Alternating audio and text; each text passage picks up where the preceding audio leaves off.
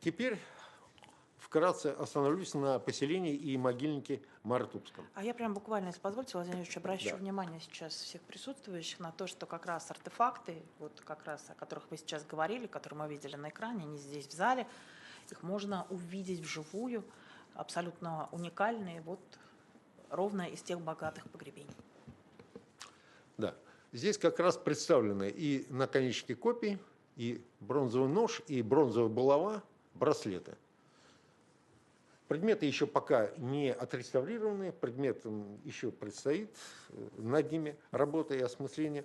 Но я подчеркиваю, что работа на памятнике не завершена, а по мнению автора раскопок, плотность погребения самого могильника с учетом границ его территории может достигать до 2000 захоронений. То есть перспективы получения новых материалов, ярких и интересных, достаточно высокие. Теперь о могильнике, о поселении и могильнике Мартупске. На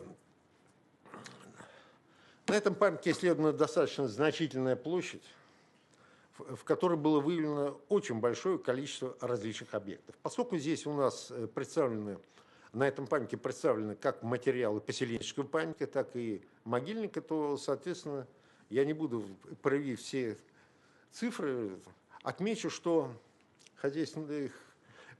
что первоначально на этом участке возник некрополь, и потом, вследствие роста этого поселенческого памятника, сверху был перекрыт напластованиями самого поселения. Самые ранние здесь были погребения, совершены в катакомбах с квадратными в плане ровиками. Материалы из них, в частности, представлены здесь в экспозиции. Две пряжки, плакированные золотом, и две золотых литых серьги с полиэдрической бусиной. Они хорошо дают хорошую оценку хронологии в рамках VI века нашей эры. Интерес представляет сам погребальный обряд. Наличие квадратных в плане ровиков с перемычками в северном и южных секторах, широтно ориентированные входные ямы катакомб с расположением камеры у западной стенки и южной ориентировкой погребенных напрямую это связывает население как пришло из территории Среднего Итерика, где подобные обрядовые нормы были распространены с 3 по 5 век до новой эры. Культурная принадлежность их – это аланская культура Северного Кавказа. Позднее на этом участке возникает сначала участок некрополя, погребение которого, по мнению автора раскопок Сергея Язикова, относится уже к X веку, а позднее были перекрыты напластованиями уже поселенческого памятника. Что хотел сказать? Исследование поселения и могильника Мартупске существенно дополняет информационную базу как по погребальным традициям, так и структуре поселенческого памятника, оставленных носителями аланской культуры в предгорной полосе. Освоение данной полосы, так скажем, у подножия Черных гор, в данном аспекте, оно именно происходит уже в раннее Средневековье. Расцвет аланской культуры раннего этапа – это территория Среднего Итерика и равнинная часть. Вследствие каких причин население переместилось и освоило эти территории, это отдельная тема и довольно большая. Но здесь хотелось бы отметить еще один момент, касающийся интерпретации этого памятника.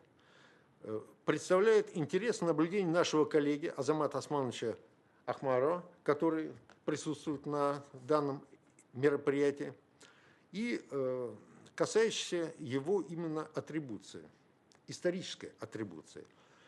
Значит, стоящий памятник, та площадь, которая стоит на учете, составляет более 220 гектар, а по оценке Азамата Османовича, с учетом застройки современного селения Мартуп, она может оцениваться около 350 гектар. Это комплекс памятников. Имеется в виду оценка и поселенческой части, и некрополя. Размеры памятника, а также те находки, которыми мы обладаем на сегодняшний момент, которые есть в Академии наук Чеченской Республики, включая монетные находки. Значит, все это характеризует его, этот памятник, как памятник городского типа. Это не просто поселение. эта номенклатура к нему не очень подходит, поскольку там есть и укрепленная часть, и цитадель, и сами масштабы, и уровень находок говорят о том, что это, было бы правильно назвать его городище, но это в данном аспекте не столь существенно. Но это памятник городского типа. И сюда, на эту ситуацию, очень хорошо ложится информация из письменных источников арабских авторов. Ибн Рус X века и Аль-Бакри XI века. Информация состоит в том, что его идентификация может быть связана с одним из центров власти средневековой Алании, городом Магаз. По их информации, он находится в 3 днях пути от царства Сирир, которое локализуется в Нагорном Дагестане, а центральная его часть в районе Хунзакского плато.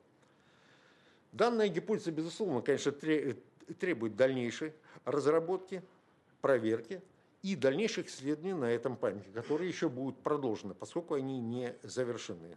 Но этот момент, он очень важен, поскольку локализацией города Магаз занимались многие исследователи и размещали его на различных памятниках, но это всегда выглядело достаточно противоречиво. Наименее противоречивой выглядит версия, предложенная Азаматом Усмановичем Ахмаровым.